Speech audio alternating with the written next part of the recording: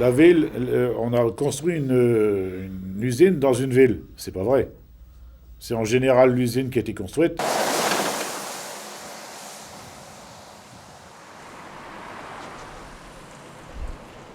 J'ai connu, où est-ce que j'habite dans le petit village, il y avait 800 habitants. Hein. On est arrivé à plus de 2000.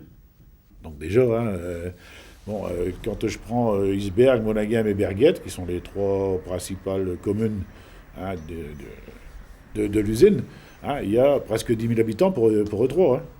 Donc c'est parce que ça fait déjà quand même une belle petite ville. Et c'est la ville qui s'est bâtie.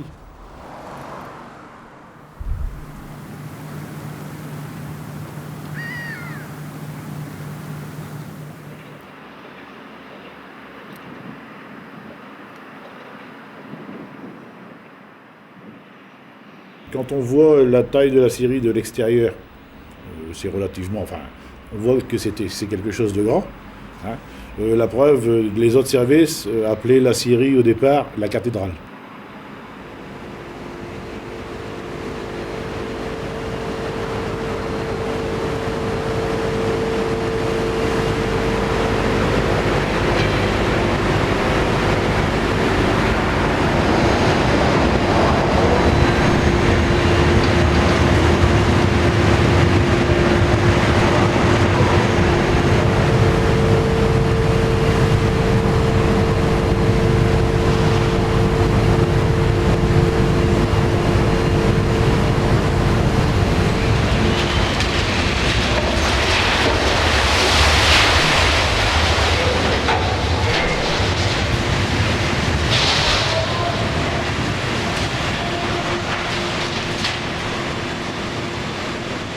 Je suis entré à l'apprentissage en 1963. J'ai vu, avant la construction de la scierie, les bâtiments qui étaient en place, c'est-à-dire le fourneau 2, 3, 4 qui était là, et puis toutes des vieilles machines qui dataient des années avant le début du siècle, donc des années 1880 jusqu'à 1900. Alors encore beaucoup de machines à vapeur. La scierie Martin, c'était vieux aussi. Ça datait des années 1910, peut-être 1920, donc c'était très vieux. Et ça a été abattu à partir de 1967-68. Commençait à être découpé au chalumeau, tout a été riblonné. Et la scierie a commencé à être construite dans fin 69, début 70. J'ai vu la naissance de la scierie. Parce que j'ai travaillé dans une entreprise de montage mécanique, hein, au montage de la scierie, en 1970. Si vous prenez cette photo ici, vous avez les massifs en béton qui dépassent, hein, mais ça veut dire que toute cette partie-là, ici en dessous, où les massifs en béton sont enterrés, bah vous avez tout l'ensemble ici qui a été creusé beaucoup plus profond.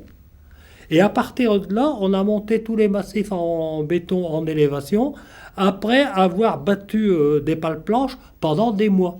Pendant des mois, on a enfoncé des pales planches, après on a fait les massifs en béton en élévation, et après on a tout rebouché.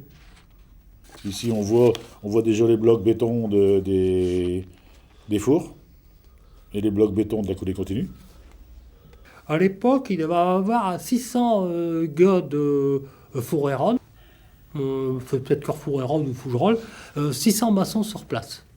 On voit ici les cabines four, cabine du four 2, la cabine de commande. On monte le toit, on monte en même temps les poutres pour les chemins de roulement, et au fur et à mesure qu'on monte, bah aussi vite le pont roulant va arriver derrière, et puis aussi vite le pont roulant, bah, il va monter les fours qui sont là, et le personnel là, tout en haut, aucune sécurité. Il y a encore la voie de chemin de fer, d'il y a 35 ans. Alors ici, bah, c'est le bâtiment qui continue à se monter, de la coulée continue, avec une partie ici qu'on voit c'est ce qu'on appelait le dégazage, avec la bâche ici, 30 mètres cubes là-bas. C'est 30 ou 50 mètres cubes en haut. 30 mètres cubes en haut. 30 mètres cubes ici en haut. Elle est bâtie sur d'autres installations, hein, Il y avait des caves, des souterrains, enfin donc ils ont dû vraiment creuser assez fort pour pouvoir installer, parce que les bâtiments sont assez hauts, font plus de 40 mètres de haut. Hein, donc il faut que ça soit stable. Il y avait à peu près 2500 bonhommes sur le chantier.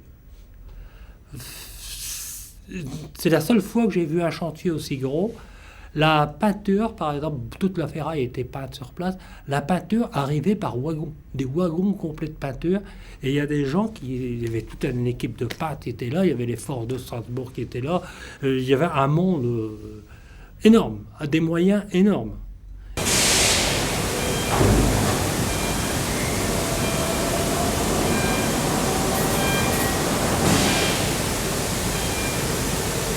Du sol jusque le toit, enfin le toit supérieur, il doit avoir 43 mètres. Hein, bon, quand on prend déjà la taille des ponts, hein, c'est pas des très gros ponts, mais ils sont très hauts déjà, puisqu'ils sont à plus de 20 mètres.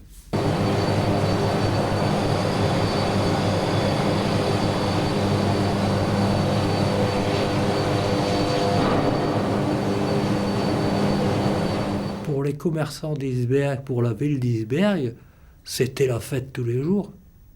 Je me souviens d'une chose que on ne verrait plus maintenant.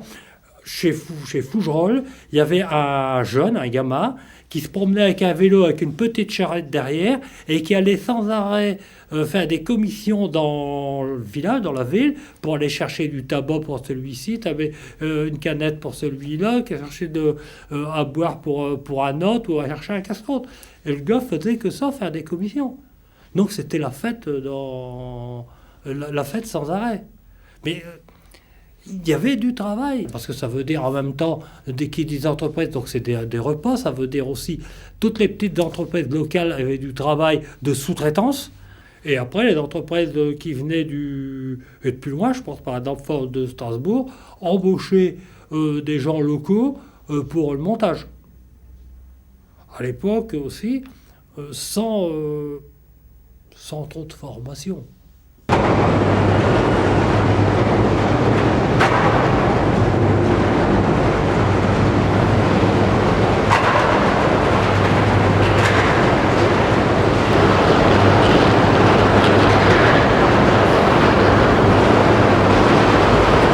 La scierie, ça a été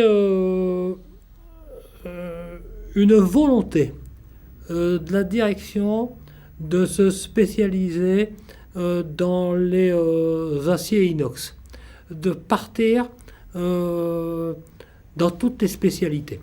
Alors il y a une raison, parce que si au départ l'usine d'Isberg avait été faite pour faire du rail, il est certain que vu les petites dimensions, on n'était plus compétitif. On s'était parti après pour faire de la tôle ordinaire, c'est-à-dire de la carrosserie pour les voitures. On n'était plus compétitif non plus parce que c'était trop petit. Et c'est là qu'il y a eu, avec un bon concours de circonstances, puis beaucoup de volonté, donc la scierie était construite à Isberg. Et M. Thomas est resté 183. Donc il est resté en gros une vingtaine d'années. Et c'était lui, puis toute son équipe bien sûr, qui a modernisé l'entreprise. Je suis entré le 18 décembre 72 à la coulée continue. On faisait un essai, mais on coulait 2 mètres. On était à l'arrêt, quoi. L'une des plus modernes d'Europe, voici la scierie électrique d'Isberg, inaugurée donc officiellement hier par M. Charbonnel. Le ministre du Développement industriel et scientifique a pris le temps de visiter cette unité qui ne produit pas moins de 15 000 tonnes d'acier inoxydable par mois. La scierie électrique travaille en coulée continue, ce qui remplace 2 opérations bien sûr plus longues. L'ensemble d'Isberg ne ressemble à aucun autre. Sa mise au point a demandé du temps, elle a été coûteuse, nécessitant un investissement de 170 millions de francs. Mais pour la CCB, les résultats sont là, les produits obtenus sont d'excellente qualité et d'un bon prix de revient. L'autre unité inaugurée hier est un laminoir tandem à 4 cages, un équipement coûteux également, 145 millions de francs, mais une perfection sur le plan technique qui permettra à l'usine de passer d'une production annuelle de 150 000 tonnes de tôle il y a 5 ans à 400 000 tonnes en 1973 et à 900 000 tonnes dans un proche avenir. On change véritablement d'échelle dans une production sidérurgique qui paraît s'essouffler. Monsieur Charbonnel décrit l'importance de ces deux nouvelles unités. Elle marque incontestablement un renouveau pour l'industrie sidérurgique française, puisque à Biache, que je n'ai pas le temps d'aller voir, mais qui sera, je crois, inauguré tout à l'heure, et en tout cas à Iceberg, un certain nombre d'équipements particulièrement modernes sont mis en place, et que ceci est fondamental à la fois pour notre production, qui s'accroît dans des proportions considérables, et également pour nos capacités d'exportation. Et pour la région du Pas-de-Calais, est-ce vraiment un renouveau? Alors je crois que des réalisations comme celle d'aujourd'hui doivent précisément s'insérer dans la grande œuvre de conversion de ce département. Après tous les problèmes que vous connaissez et que les habitants du Pas-de-Calais connaissent particulièrement dans le domaine minier, il fallait incontestablement lancer des industries nouvelles. Je crois que c'est ce qui a été réalisé ici. Le taux d'expansion, le maintien de l'emploi sont tout à fait satisfaisants et me permettent de penser que dans l'avenir, que l'avenir du Pas-de-Calais sera ainsi assuré. Vous restez optimiste? Je suis tout à fait optimiste. Je ne peux pas ne pas l'être un jour comme aujourd'hui. C'est vrai. Ah ouais. Après, là, c'était son discours, il l'a fait dans le magasin à Brec, magasin qui était décoré. Et puis on y est allé boire le coup quand il était parti. Hein? Bon, alors, si vous voulez que je vous parle un petit peu de cette visite du ministre. La visite du ministre, ça durait 3 mois. 3 mois avant la visite du ministre, ça peut même passer qu'à l'armée, on a nettoyé, on a brossé, on a repeint, on a redressé des garde-corps, on a remis tout en état pour présenter une aciérie neuve et vraiment qui respirait la santé. Alors neuve bien sûr, mais surtout nettoyée, parce que l'aciérie, vous l'avez vu, c'est très sale.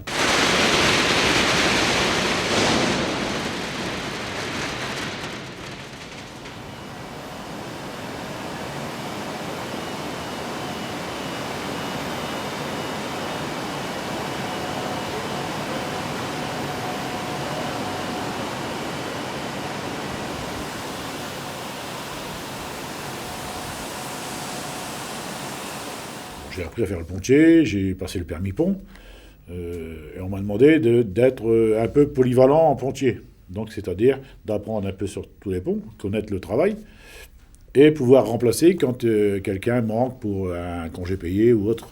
Hein. Donc, j'ai fait ça. Connaître toutes les fonctions de la coulée continue, tout ça, ça m'a permis de... Et puis après, des formations, le CAP, les trucs de maîtrise qu'on allait passer à Denain.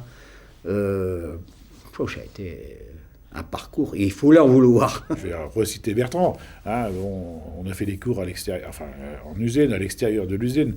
Il a fallu essayer d'évoluer du bon sens. Il a fallu être volontaire. Parce que tout le monde ne voulait pas non plus être polyvalent. Parce que polyvalent, ça veut dire qu'aujourd'hui, j'effectue une tâche, demain, j'effectue une autre tâche, après-demain, et ainsi de suite. Donc, on change toujours. Il y a des gens qui ne veulent pas changer leurs habitudes.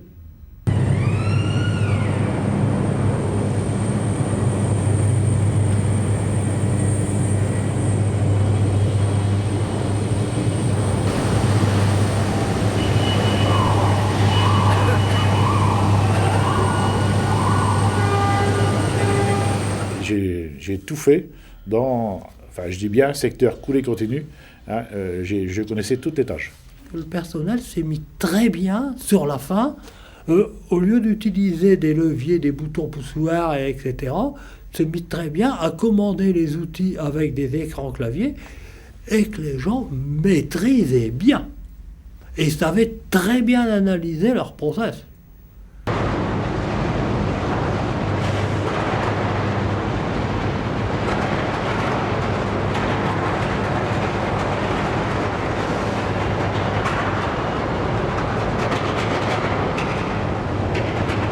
L'évolution a été dans le bon sens. Parce que, aussi bien quand j'ai commencé ma carrière, jusque même tardivement dans la carrière, il y avait des services qui étaient des seigneuries. les gens du service électrique, service mécanique, service aciérie, et chacun avec son petit chef, et puis service comptabilité. C'était bureau d'études. Et attention, on l'a payé. 5 petits patons. Hein. Bon. Au fur et à mesure, surtout quand les jeunes sont arrivés, ces services, ça a commencé à se rapprocher. Un service électrique mécanique, ça a été supprimé en 70-71. Service électromécanique, hop, les deux dans les mêmes locaux. Parce qu'à partir du moment que vous travaillez tous les jours dans le même bureau, vous êtes au courant du travail de votre collègue, des soucis de votre collègue, de ses problèmes et de ses essais. Et c'est-à-dire que si vous avez un collègue qui va faire des essais sur une machine, il risque de détruire. À partir du moment que vous êtes au courant et puis que vous discutez ensemble, vous dites attention, si tu vas faire des essais à telle place, je vais vérifier si j'ai des pièces de rechange. Vas-y, je suis bon, j'ai de quoi. Donc on a une meilleure entente. Et ça, se rapprocher, ça a été une très bonne chose. C'est pour ça que ça fonctionnait très bien, la mentalité de l'aciérie Isberg. Il y avait une mentalité phénoménale parce que c'était un travail d'équipe.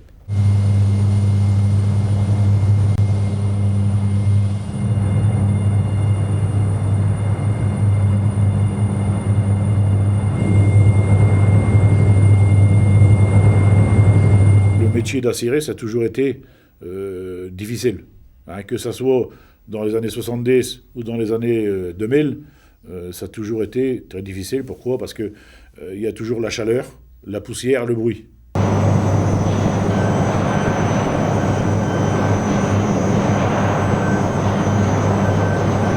Je n'ai jamais vu quelqu'un ne pas prendre au sérieux le métal en fusion.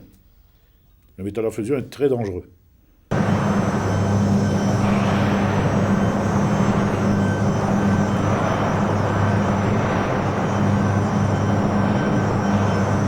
Il faut sensibiliser les gens. Bon, moi je dis toujours, on va travailler pour gagner sa vie et non pas pour la perdre.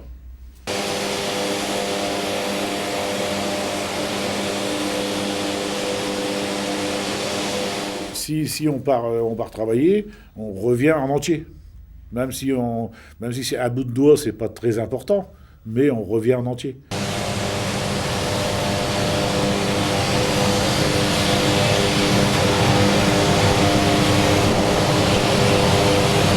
J'ai vu beaucoup de percées, je me suis trouvé moi-même, Bertrand pourra vous le dire, dans le feu, carrément dans le feu, mais si vous êtes équipé, je touche du singe, mais je me suis jamais brûlé. Quand ils sont volontaires pour s'habiller, monter sur le podium et puis dire je prends la commande en main assez vite, on dit bon là il va pas avoir peur. Mais si vous voyez qu'il se met toujours un peu en retrait, j'étais un peu plus mauvais. Quand la poche, on dit qu'elle ne débouche pas naturellement, et il faut la déboucher. On lui injecte de l'oxygène sous la poche. Une fausse manip, il faut savoir que s'il tirait le tuyau d'oxygène, il tirait le métal en fusion qui tombait dans les chaussures. Hein.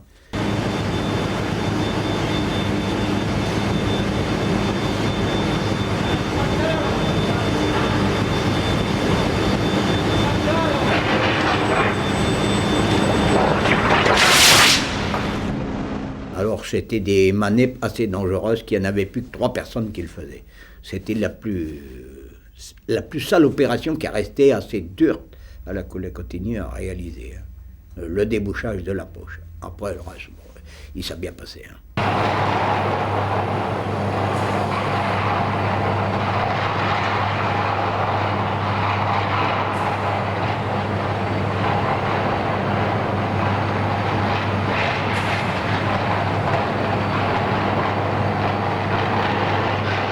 Il y a 20 ans quand je suis arrivé, hein, donc c'était encore un management assez autoritaire. Donc un management autoritaire, c'est quoi ? C'est fais ce que je te dis et tais-toi, terminé. Quoi. Bon, appuie sur le bouton et puis sois pas plus intelligent. Le chef, c'était M. Castelnau, a fait que chaque équipe avait son groupe de travail pour faire un réarmement sur un cerf. On est passé d'un management on va dire, un management donc autoritaire, un management participatif. Alors, tout le monde a commencé à dessiner dans un coin.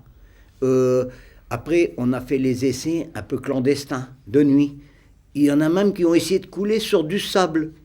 Et l'objectif de ces groupes, c'était absolument de tirer, on va dire, le maximum d'idées sans avoir d'a priori de départ, c'est-à-dire d'accepter absolument toutes les idées. Ça a commencé, si vous voulez, que on savait couler, mais les réfractaires, surtout la musette. Alors, on arrivait à couler 3 à 4 poches en séquence, mais on n'arrivait pas à aller beaucoup plus loin. Donc, il fallait trouver un système qu'on puisse changer de nuance, changer de répartiteur et changer de format. C'est une invention d'équipe, de plusieurs équipes, parce que l'un y avait trouvé les axes, l'autre y avait trouvé le maillon, l'autre y a trouvé la tôle de silicium qui protégeait pour représenter la deuxième tête, hein, remettre les copeaux, les rails dessous des dessus. On n'avait pas le droit à l'erreur, hein, parce qu'on arrêtait toute la production. Hein. Et voilà, et on redémarre la coulée, et on peut repartir pour une séquence de 3 à 4 poches, et ainsi de suite. Et on a réarmé, on a fait 5 réarmements sans arrêter. On a eu le premier prix en Paris. Hein. Comment c'était à la TS. À la TS.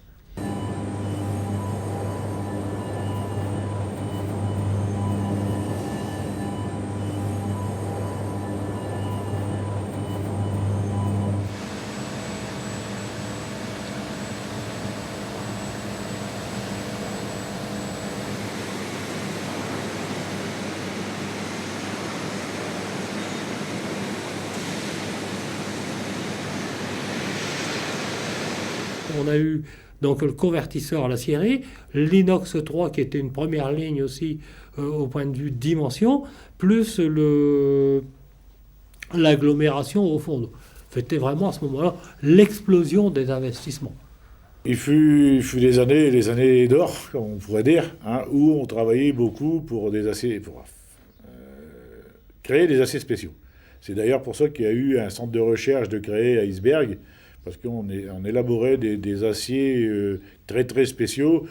On travaillait pour le nucléaire, le Trésor déjà, hein, on travaillait pour Ariane. Comme la série d'Iceberg, donc fabriquait des aciers très spéciaux, donc on était quand même très très spécialisé.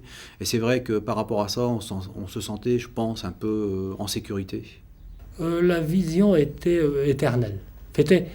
Pour nous, la CIF était partie pour... Et la production, il fallait produire. Un site est comparé aux autres sites, non seulement du groupe, mais est comparé aux sites du monde entier. Hein, donc on va très très vite, un site qui est compétitif et celui qui ne l'est pas.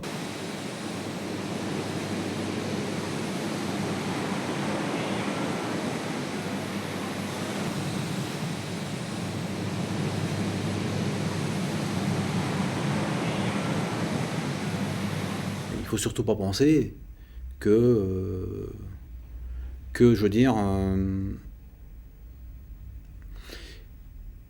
que l'histoire est faite à partir du moment où on vous a mis une aciérie sur votre jardin, quoi.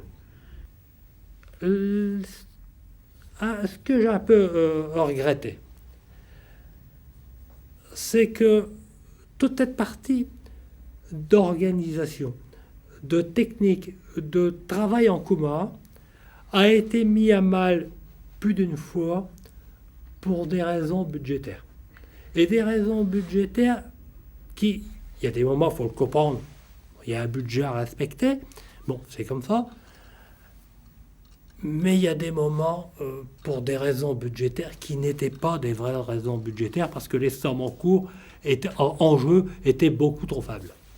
Il y a eu la volonté de certaines personnes donc de faire vivre Iceberg parce qu'ils en avaient envie. Et donc, en pensant des investissements ou en montrant que Iceberg avait le potentiel pour faire évoluer ses outils, de façon à devenir compétitif. Je pense que des gens avaient réussi ce pari. Je pense qu'on était parti sur la bonne voie parce que, bon, en quelques années, on avait fait des progrès énormes. On a organisé une visite de ces messieurs qui ont été directeurs techniques, chefs d'aciérie, pour terminer l'activité de l'aciérie.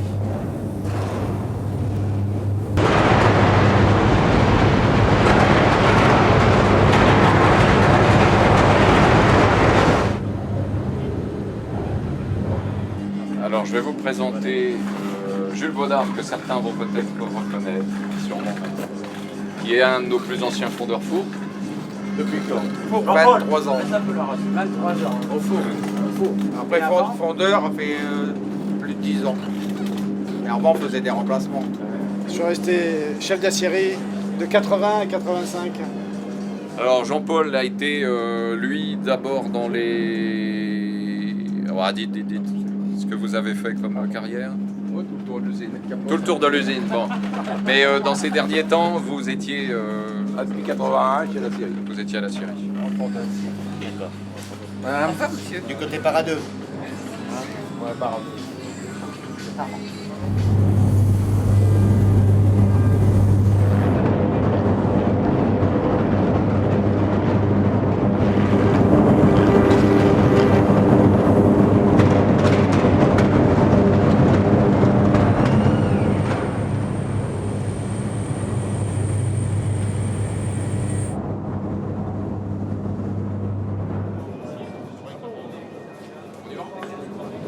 Ne vous inquiétez pas, vous avez des lunettes, méfiez-vous. Hein, un truc tout bête. Vous avez peut-être vu un ancien qui va sortir ses lunettes et puis il va faire un coup chaud. Bah, il dit c'est pas pour faire beau, c'est pour enlever la poussière qui est au-dessus pour pas le prendre dans les yeux. Oui, parce que le nombre de passages à l'infirmerie pour poussière des lunettes retomber dans les yeux. Voilà, hein, c'est un truc qui explique. On prend la visite si vous voulez bien. Bon, je sais pas si on se reverra, Dominique. Je comprends pas. Très bien. Tout à l'heure. À tout à l'heure. Je sais pas à quelle heure comment on se rejoint, mais on verra.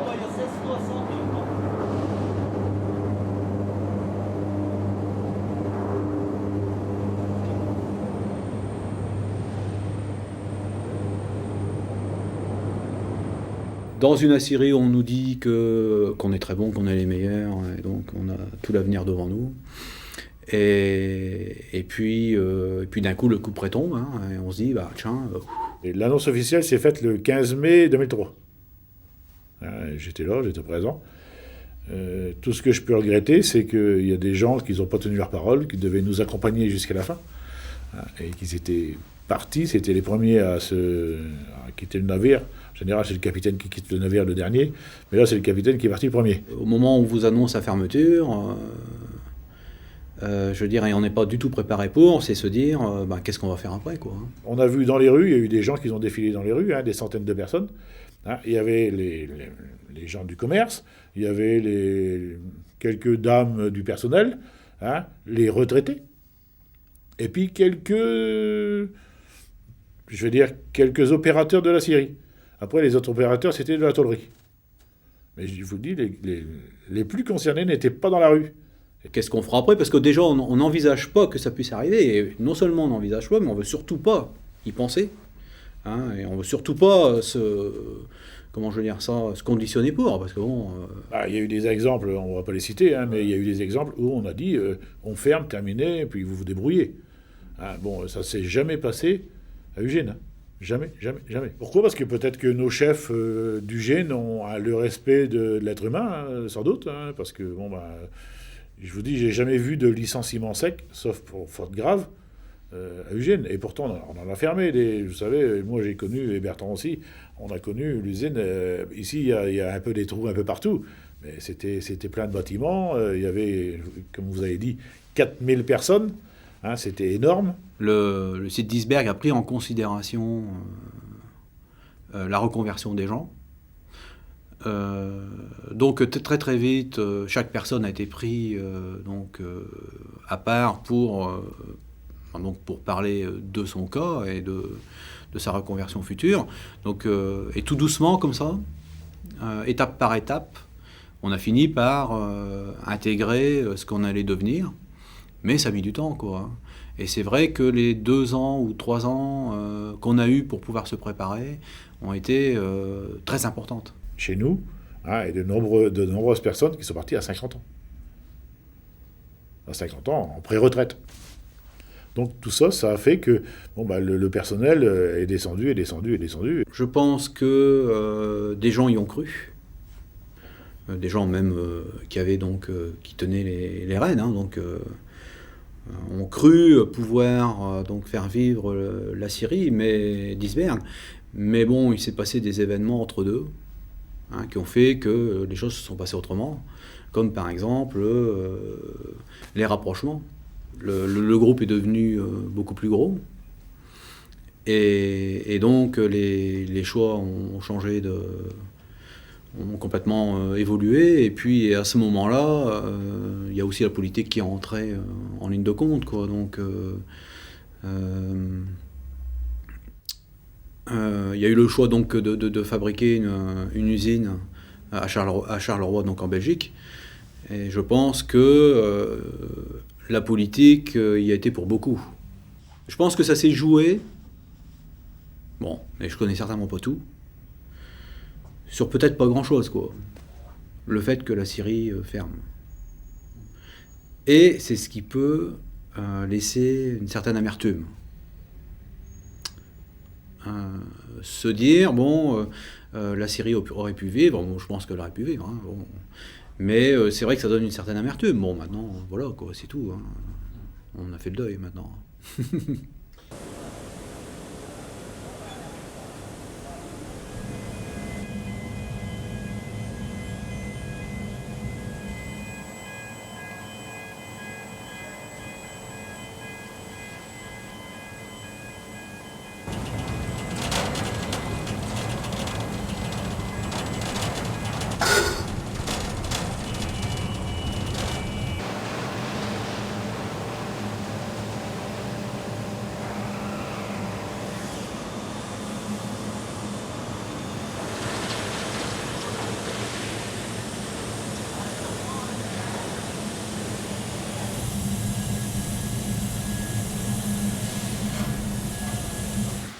On est venu voir un petit peu la dernière coulée quand même, parce que c'est un peu nostalgique. Ouais. Et on a mis une page de la vie qui va se tourner. C'est sûr.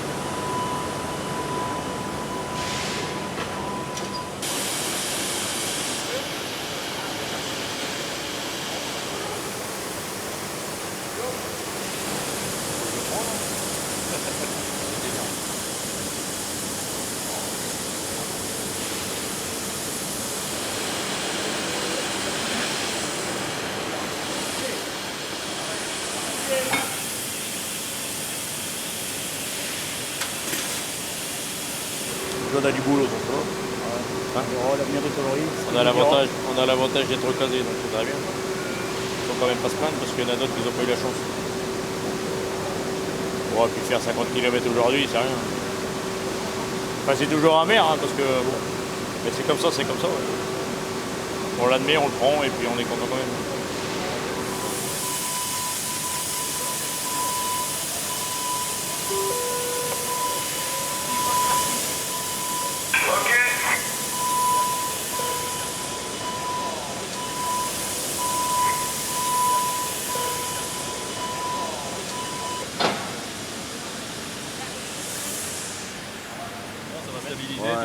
Ouais, 10-15 cm.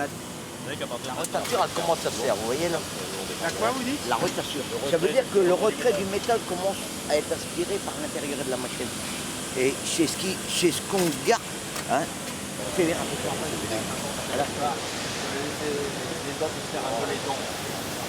Qu'est-ce que t'as dit quand t'as appuyé sur le bouton, ça y est? Non, même pas. Tu as pensé un peu quand même. Dernier coup, t'as entendu klaxon.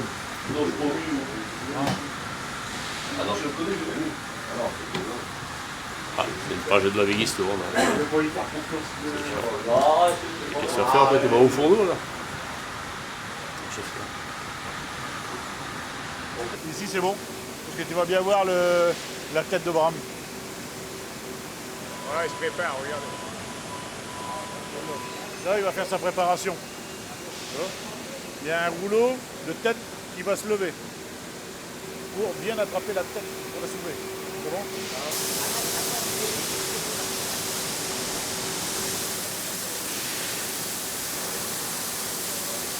Bon, on va bientôt arriver, nous.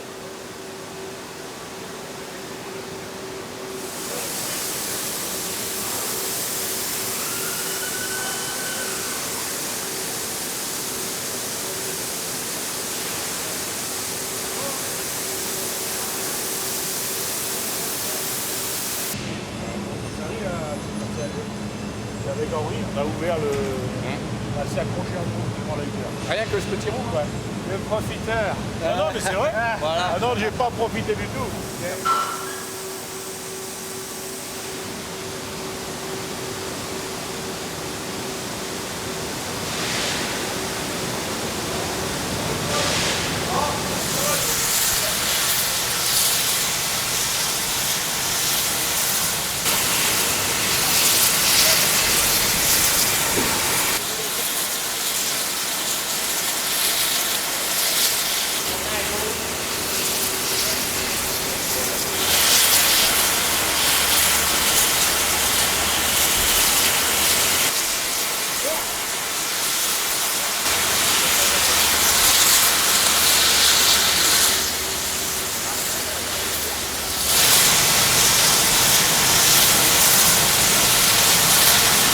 Alors, vous la recouperez lundi?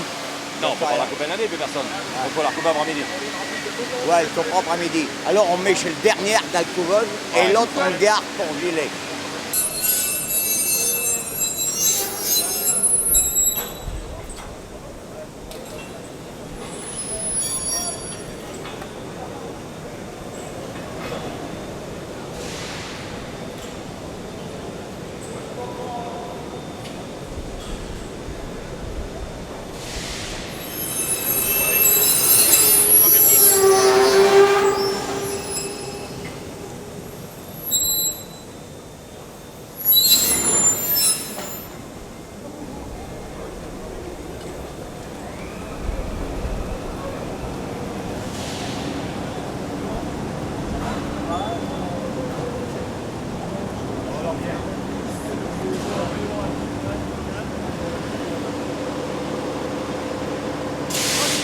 Ah, vous pouvez y aller.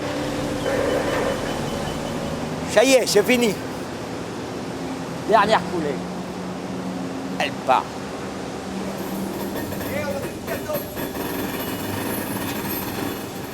Ouais. Mais il n'y a plus rien à dire. Non, là, c'est tout. Là, c'est fini. Hein. Terminé.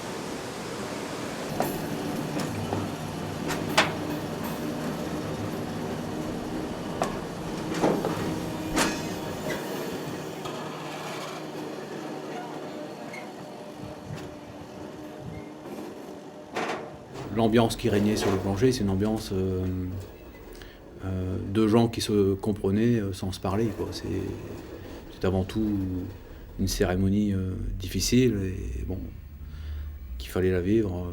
Je ne vais pas dire comme un enterrement, mais pas loin, quoi, quand même. Hein. J'aimais ce que je faisais, quoi. Et on me dirait de retourner, je retourne.